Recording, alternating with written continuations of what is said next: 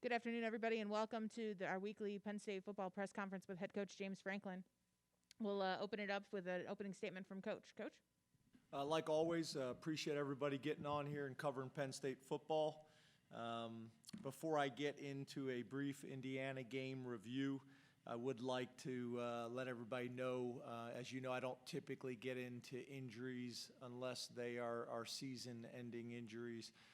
And Noah Kane will be out for the remainder of the 2020 season. And love Noah, so much respect for Noah. He really had an unbelievable offseason and worked really hard for this opportunity.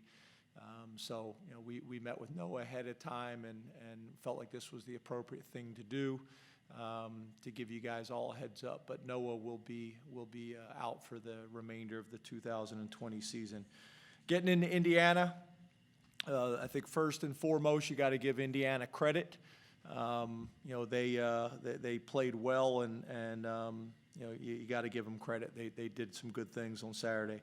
I think for us, defensively, I thought that's as good as we had defended Indiana over the last couple years when you take the totality of the game in terms of rushing yards, in terms of pass defense, in terms of pressure in the quarterback and things like that. Obviously the end result is defensively we got to hold them to one less point than our offense scores, but the totality of our defense. We did some good things, caused a couple turnovers, was able to pressure the quarterback, but we're more successful than we had been defending them over the last couple years. Thought our defensive ends did a really good job of getting pressure on the quarterback and getting sacks. I thought our secondary and our pass defense was improved. And we were able to defend the run against what we think is a good Big Ten back. We weren't as consistent on offense. I think if you look back over our 6 years here at Penn State, I think we have averaged 4.4 or 4.5 penalties a game. And as a team, I think we had 10, with some of them being on offense. And then turnovers, I think, was the other story of the game. I think we've averaged 1.4 turnovers over the previous 6 seasons, and we had 3 in that game. And doing that on the road in the Big Ten, it's going to make things really challenging. So we started out with the opening drive, did some good things, went for it on 4th down, was able to get a score on our opening drive, and then we went into a lull with some turnovers and penalties, and then we're able to play better late in the game in the 4th quarter. And then on special teams, we've been pretty consistent in that area as well, kickoffs, punts, and field goals, and we weren't able to do that. So, we really made mistakes that we had not made, and we got to get those things cleaned up. But you got to give Indiana credit, combination of they played well, and we didn't play the way we normally play, our normal style, our winning formula here at Penn State when it comes to penalties and turnovers. So, getting into Ohio State, obviously a tremendous opportunity, well-respected program nationally and within the Big Ten, coming into Beaver Stadium, a place that we have played extremely well over the last couple of years. Our home record is as good as anybody in the country. And looking forward to the opportunity. Obviously you look at, what they've been able to do offensively with Justin Fields, and what they were able to do against Nebraska. They are dynamic at the wide receiver position. They are big and physical on the offensive line. They always seem to have at least 1 or 2 running backs that can hurt you, not only on the perimeter but between the tackles as well. And then I think Justin started out like 17 for 17 or something like that, threw for like 95% in the game, and was able to create some explosive plays not only with his arm but with his feet as well. Defensively, still a very similar plan, even though they have a new defensive coordinator and Coach Combs. Still a very similar plan. They don't do a lot, but what they do really well. They have enough variations in there to keep you honest, and they're obviously extremely, extremely skilled. And then on special teams, I think they take a similar approach. They're very talented. They get their players in position to make plays. They keep things simple. Take somewhat of a conservative approach in some areas like punt return. But they've been really effective. So it's going to be a tremendous challenge. We look at it as also a tremendous opportunity. We've had some great battles with Ohio State, and we're one of the few teams to beat them over the last couple of years. And I know our staff and our players are motivated for this game this weekend like we always are. So open it up to questions. Start with Rich Scarcella, Reading Eagle. Good afternoon, James. How are you? Good, Rich. How are you? I'm all right, thanks. James, there have been a couple instances in 17 and 18 where your first loss of the season, you followed with another loss. And I was just wondering, what did you learn from those experiences on how to bounce back from a tough loss? And what have you seen just in the last couple 36, 48 hours from players? Yeah, so, obviously, looking at our facility and our team and the people in the Lash building, obviously, on Saturday night and Sunday, there's hurt. Everybody's hurting. And that's understandable and that's natural. But I do think the staff led and our captains led, with the right mentality and approach on Sunday, and we were able to move on from it. So I think we are doing a better job of that. You invest so much that you got to find a way to move on quickly, no matter the results. You got to learn from it, you got to grow from it, and then you got to move on. You got to flush it and move on, and that's whether you were successful or not. And I think we're doing a better job of that. And I think our captains have been a big part of that. And I think the staff has been a big part of it. So Sunday was good. Monday's an off day. And then obviously today's going to be important going out there and practicing. But I think, Rich, obviously, Ohio State's going to be a tremendous challenge. I look at this situation a little bit different than maybe some of those other situations. But I think your point is fair. Mike Gross, LMP News. Hi, James. How are you? Hey, Mike. Are you, without Noah, are you planning to use maybe 3 running backs? I mean, what's your thinking there? Because the last couple of years you've used multiple guys, and obviously that's ideal. So, but you're talking about true freshmen. So, what are you thinking in that regard? Yeah, I think Mike, it'll be similar to what we did on Saturday. We played all 3 of those backs on Saturday. Devin got the majority of the carries, but Kevon and Keziah played as well as true freshmen. Obviously, our circumstances have changed, and everybody's dealing with this to a degree. We came into the season with our running back room, considered maybe one of the strongest running backs in the room, and now, at least at this time, we've lost Journey Brown and Noah Kane. So those guys are going to need to step up and be ready to play. We have to create a little bit more explosive plays.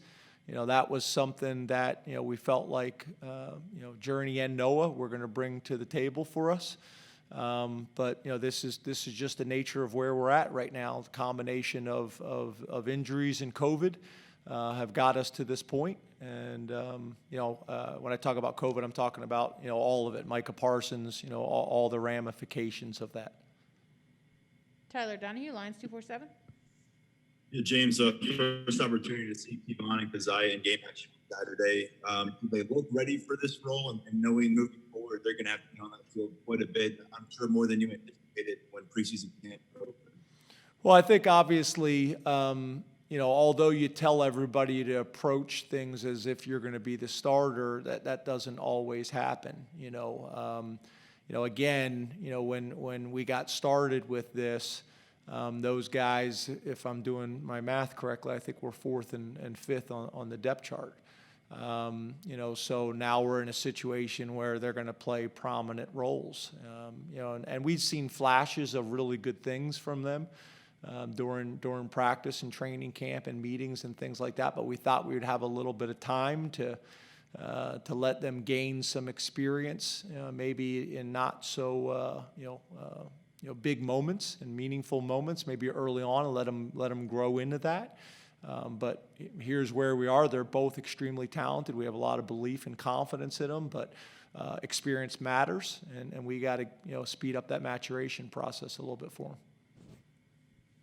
Neil Rudell, Altoona Mirror. Hey, James. Wondering if you could discuss the adjustment. Was there an adjustment factor with Kirk in his first game relative to how did the communication in your estimation flow? You guys did have a delay. There could be a little confusion at the end of the game, maybe of what you wanted on the touchdown score. Was there a little bit of an adjustment that you guys are still going through relative to that? Just, I want to be clear. When you say the confusion, what do you mean by that? Well, you said that Devin should get as much as he can and get down. It just seemed that was one instance. I'm just asking about the process of the play call and in the first time with the new offensive coordinator, how you felt that went, or whether that was a factor either in that play or just generally on Saturday. Yeah, okay. I just wanted to make sure I was clear. I don't think that was an issue in either of those circumstances. But yeah, I think obviously, whenever you have a new staff and you have some changes that you're still working through those things and getting comfortable. I don't think there's any doubt about that. I don't think those two circumstances there, played out that way. I think we talked about this a little bit already after the game, but no, I think will we be better in game two, just getting more comfortable with everybody and how Kirk calls a game and how we operate and all those types of things. Yeah, I think that's natural, but I don't think that those two situations played a part in that. Ben Jones, StateCollege.com. James, over the years, you've had offenses that have operated pretty quickly, and there have been moments where you wish you could get that 4-minute offense, and it hasn't quite come together. Now it seems like you have an offense that can do that 4 to 7 minute, but maybe one game is not enough information, but maybe is not as quick strike. What is the trade-off there between getting better at one thing, but maybe not having that other asset? Yeah, I think you have to be able to do both, Ben. I think that's, I think that's the point you're getting to is you're going to have to be explosive.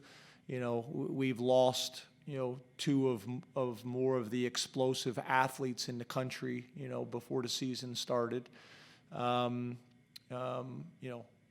Depending, on how this whole thing plays out.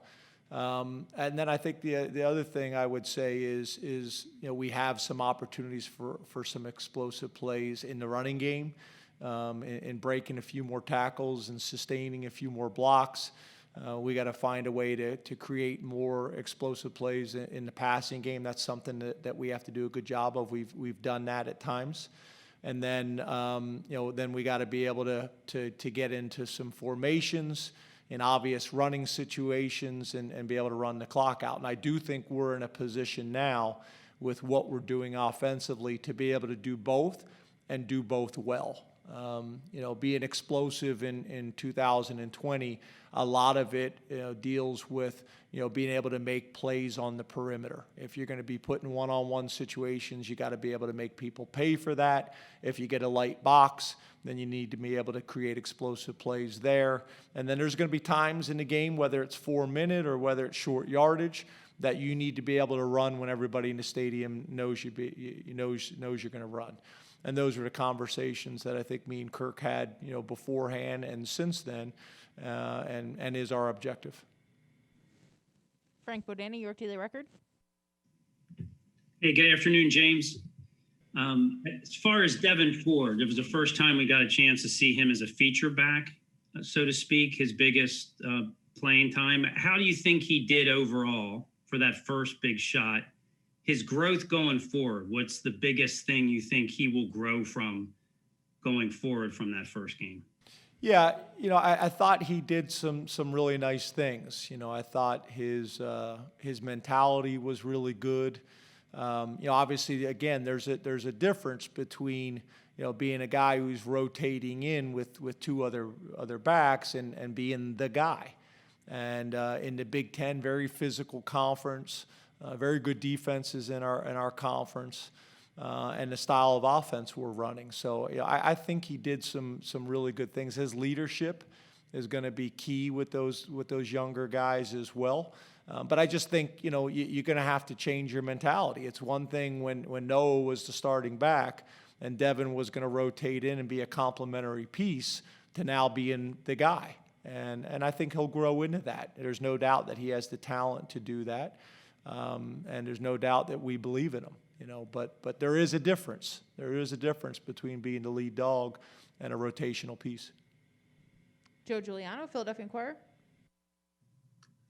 Hi, James. You referenced this briefly in your opening remarks, but how special has been the competitive nature of your games against Ohio State? And what have the range of emotions been like for you going from like a 2016 victory to a pair of 1-point losses the next 2 years? Yeah, and I look at the whole spectrum of it. I look at scores that Ohio State puts up against people. I look at some of the scores before we got here, and I look at how our games have gone. And we've found a way to beat them when very few people have, and we have played them to the wire. And sometimes those games to the wire, they're probably the most painful on everybody. The coaching staff, the players, the fans, but I wouldn't trade that, obviously. We've had opportunity to win some of those games right down to the wire, and in 1 year we were able to step up and get it done, and other years they were able to. So we're going to continue to build on that, and we look forward to having a tightly contested game on Saturday. But it's a challenge. There's no doubt about it. Got a lot of respect for their program. Got a lot of respect, for their history and what they've been able to do. And obviously they're as talented of a roster as maybe any roster in the country. Travis Johnson, Associated Press. Hey, James, I know you've been slightly optimistic about Journey's status. I'm just wanted to follow up on that. Is there an expectation for when you could receive word on whether or not his status would change for you guys? Yeah, as you guys know, with injuries, until we know, for sure that things are finalized for a season, then we don't come out typically and make those types of announcements. We want to protect the information. We want to protect the privacy of the student athlete and our program. So we don't get into those details. Donnie Collins, Times Tribune. Hi, James. You guys get a game going on Saturday. You played in front of a crowd with few fans in it. What do you think you'll learn from that experience? And do you think it'll be different at Beaver Stadium where you normally would have had maybe the best home field advantage in the country to have so few fans there this weekend? Yeah, it's going to be different. Obviously, this 2020 in general is different for everybody. I think your point is a good one, that it's magnified for some programs compared to others. Some conferences, compared to other conferences, there's no doubt that this factors in.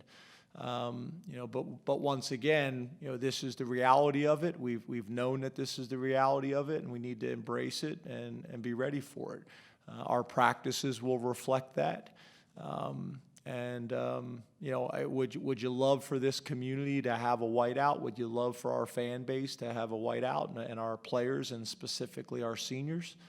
Yes. I think it's one of the things that's special about college football. But again, we're also appreciative of the sacrifices and the compromises that were made to allow us to have a season. Audrey Snyder, The Athletic. Good afternoon, James. Different, but hello. Typically, the whiteout is obviously a big recruiting weekend for you guys. How does that pose challenges now? Because everybody's dealing with the same thing. You don't have that marquee visit weekend that you normally will. Yeah, and I think it's magnified for places like Penn State when we're not an easy place to get to unless you're planning to come here. I think it magnifies it. Obviously when I think we can get people on campus for whether it's the spring game or whether it's a whiteout game. Or just get here and be able to interact with our staff and our players and this community. That's been a strong selling point here at Penn State for 100 years. But it's unique. It's different than a lot of places, and it's something that you need to come and experience firsthand. And the people that do usually fall in love. So it's a challenge. There's no doubt about it. And I think it's what makes this place so special is how different and how unique it is. But also in a time like this, it creates challenges. Parthu Padre, Center Daily Times. Hey, Coach, how are you doing? Good. How are you, Parth? Doing well. Even in a loss, how significant was it for Pat Fryermuth to break that that record, that tight end's career touchdown record? And did you ever see him kind of taking that moment despite the loss? Yeah, I think Pat would tell you himself he would trade that record for a different result on Saturday. I think, for us, with team success comes individual recognition. And I think that's how our players approach it, and I think that's how the staff approaches it. For us, it's everything we possibly can do to get a win and to be 1-0 each week. And at the end of the season, when people are recognized by the media or by fans or by their peers or coaches, then obviously we want that for them as well. But I think that's what makes football the ultimate team game. Is it's about the success of the whole. And then the individual recognitions are great. Obviously we had a lot of confidence that Pat was going to break that record, just based on his track record, his history. New Bias Wilborn, Pittsburgh Post-Gazette.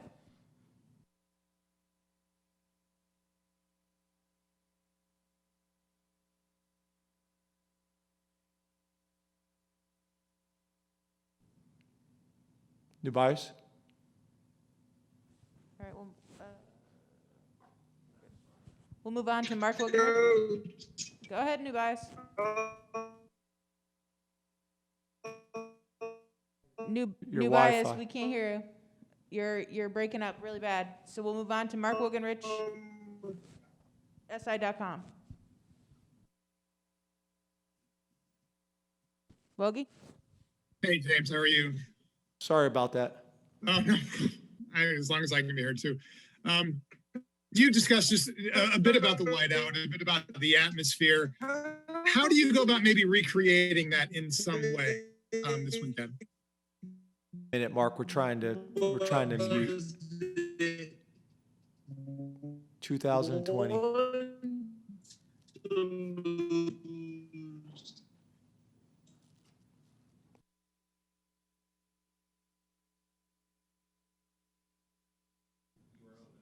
(2020), guys. Just give us a moment. We apologize to you, Mark, and New Bias. Mark, try it again. See if it works now. Okay, so my question was, is there a way you can go about perhaps trying to replicate, or if not replicate, then at least just maybe reproduce a little bit some of the environment so that the players and the fans, or the players and the families who are there, get at least a sense of what a whiteout is? Mark, I would make the argument, I think, that you want to avoid that. You just want to, this is the reality of what we're in, and embrace it. And as we all know, because there's programs all over the country that are trying to recreate what we have in Beaver Stadium for whiteouts, it's hard to do under normal conditions. So, for us, we're just going to embrace this is what the 2020 season is. We're excited about the opportunities and going to make the most of it. Elton Hayes. Oh, Dalton's not on anymore, so we will move on to Bob Flounders, Penn Live. Hi, James. Can you hear me? Yes. Hey, Bob. How you doing? Thanks for your time. You too. I wanted to ask you about Justin Fields as a runner. I know that in last year's game, I think his ability to extend plays, and he hurt you with some design runs. And just, can you address maybe the challenge of maybe limiting that impact of his game? Obviously, he's off to a hot start as a thrower, but I think he really hurt you guys running the ball and extending plays last year. Yeah, I think that's a big part of his game. I think they try to limit it as much as they can, but it's just naturally, what he does. And I think it's all, your point is a good one. It may not even necessarily be the actual runs, but his ability to extend plays with the dynamic receivers that they have. That's challenging. I mean, if you look across college football and now in the NFL, it's similar. It's hard to stop all the different things that offenses are doing now. You got the traditional running game, you got the traditional pass game, and then you got the RPOs, and then you got the design quarterback runs as well. So, it's challenging, and that's why, being able to score points on offense and special teams and being able to create turnovers and limit offenses as much as you can, that's 2020 football, So, obviously it's going to be a focus point for us this week, and it's going to be a challenge. He's one of the best players in college football. Nate Bauer, Blue White Illustrated. Hey, James. Hey, Nate. Hey, what have the implications of COVID been on how you staff officials at practice, if at all, and do you feel like that had any impact on Saturday? Yeah, again, if you look at our history, we've had officials at practices, pretty much, routinely through training camp and through the season, with the majority of our practices. And with COVID, here at Penn State, we're not doing that. We usually have a full crew, and we've only had 2 officials at, maybe a handful, maybe 5 or 6 practices, where we normally probably would have had 40 practices with officials and getting feedback constantly from them. So, does it play a part in it? Possibly. I think it's a fair point. I think it's a fair question. But again, it is what it is, and ultimately I'm responsible to make sure that we play the way we typically play. And, all of us have to pay attention to that, myself, the staff, the players, and make sure that we're taking the feedback and making the adjustments. But I think it's a fair correlation to make, based on what we've done in the past. And as you know, every state is different and every school is different in how they're handling, different things. So maybe other programs are still able to do that. We'll try New Bias Wilborn again. All right, hopefully it's better this time, guys. Can y'all hear me now? Nice. How are you? Awesome. Thank you. Good morning to you, Coach. How tough was it, one, to lose Lakita for that rest of that fourth quarter? And then how tough will it be to replace what he does for a whole half against Ohio State this week? You said Jesse Luketa? Yeah, Luketa. I'm sorry. Yeah. Yeah. I mean, it's significant. I watch not only obviously our games and all our cut-ups, but then I watch, opponents, and there's a lot of college football players being ejected from plays, and I get it and I support the rule, but I also know there's just some times when the offensive player drops his pads, and I think you guys have heard me say this in the past. There's a point where if you're going to drop your pads as low as the offensive player to make the tackle and to stop them, there's a point where you can't keep your helmet up. It's just, if you guys sit there and try it in your living room, there just comes a point where you can't keep your head up once you get your pads down that low. So, there's some players getting ejected that I think, clearly are trying to make the hit with their shoulder, but there's still some contact with the heads. I do see a change in behaviors. of college football players trying to make the adjustment in how they're tackling so they don't get ejected.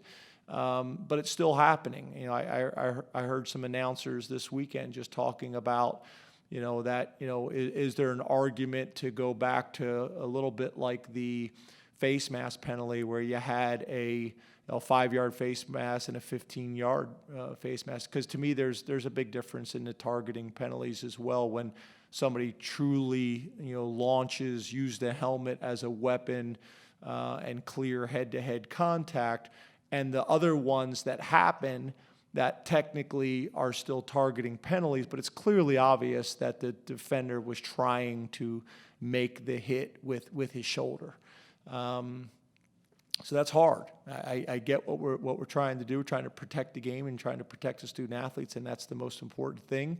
But I think it's also hard, you know, to see some of these defenders get penalized for play that they were really trying to follow the rules. You know, so you know, it's difficult. I do think Jesse falls into that category. I think he was trying to, but. You know, I also get it. You know, I think it's obviously magnified this year, especially in the Big Ten, with the amount of games that we have. It's made the penalty even more significant. Pat Principe, WGAL.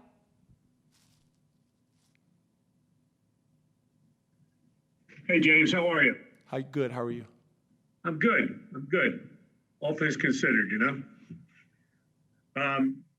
Let me ask you a little bit about when you're playing a team the caliber of Ohio State, and I know fast starts are always important, but in your mind, is it important to make a team like that maybe sweat a little bit early or maybe cast some doubt, you know, that they can be beaten in a game? I mean, is it a mindset that you go into a game with trying to do that, even though I know fast starts are always obviously the objective in any game?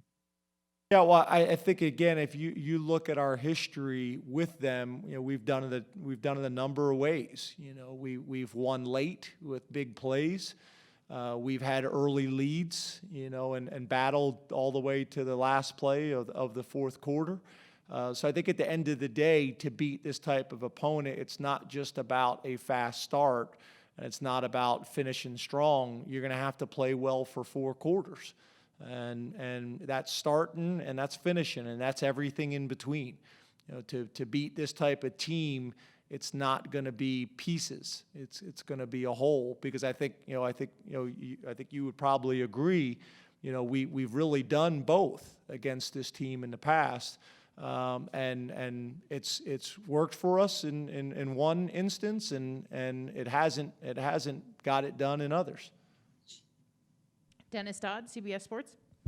James, Graham Mertz at Wisconsin has tested positive a second time, so he'll enter the Big Ten protocol. I just wondered, when that 21-day protocol is presented to you as coaches, what your thoughts were about it. You know, whether it was prudent, whether it was too much, that sort of thing. Well, I think a couple things. I think, you know, there's a couple things, Dennis. There's the Saturday testing, you know, that are you know, guys are getting false positives and missing a game. That's challenging, and not just players, but coaches as well. I think that's a concerning point. And then, like you're saying, the positives and the 21 days that you're out, even though you probably could get all the required testing done in less than that. It's a 21-day minimum. I think we were at a point, you know, as a conference, that our commissioner and our presidents, you know, wanted to make sure that we went above and beyond to keep the student athletes as healthy as we possibly could. And with that, there was going to be some compromises, there was going to be some sacrifices, and there were going to be some circumstances that came about that were hard to swallow at the moment. You know, we had a young man that wasn't able to play this weekend because of a false positive test on Saturday morning, and his dad called and was very upset. and more upset about his son, just hurting for his son. And we talked it all through, and he understood. It was probably more venting than it was, being upset with what the Big Ten had really decided. It was more just his son's hurting, and I want you to hear it, Coach. So I would just say, as administrators, I don't want to speak for the administration and the presidents, and I don't want to speak for the presidents, but I think, the way I understood it, we were just putting health and welfare as the priority in a way that still gave us a chance to have a season and to try to balance those two topics. And neither one was going to be perfect, but try to balance it the best we possibly could. I hope that answers your question, Dennis. We have time for two more. We'll start with Tom Van Haren, ESPN. Hi, James. Hey, Tom. I was just curious, now that you've been through a game, what challenges or differences did you notice in terms of communication with the players from the sideline while wearing masks? Was there any differences? You mean as coaches? Yeah, coaches communicating to players while wearing a mask, like being able to see someone's mouth move and figure out who's actually talking to you in real time. Were there any challenges that you noticed? Yeah, well, for me, it was really important. I talked to my entire staff before the game that I wanted people that watched the Penn State football game, not just to be proud of what we put on the field, but I think at Penn State, our fan base, our lettermen, our alumni, they want to be proud of everything they see on the field. So for me, I wanted to make sure that my staff knew from the head coach's perspective that I wanted to be an example of a team that's doing it right. Not the mask that's below the chin the whole game, or not the mask that you pull down to talk.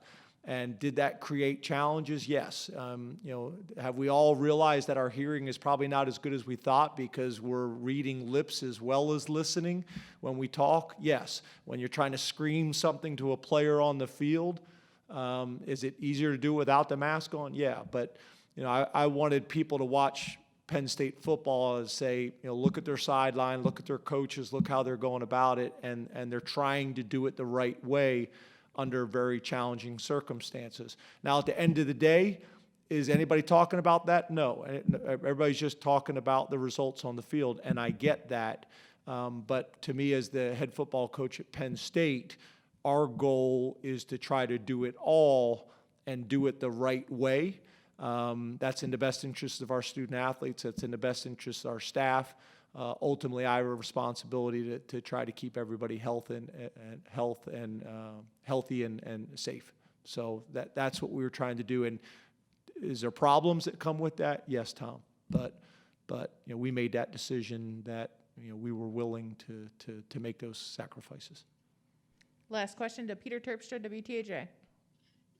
Hey, Coach. After the long off season and the way you guys lost that first game, do you just expect your guys to be more energized or attentive, from what you've seen this week, with all things considered?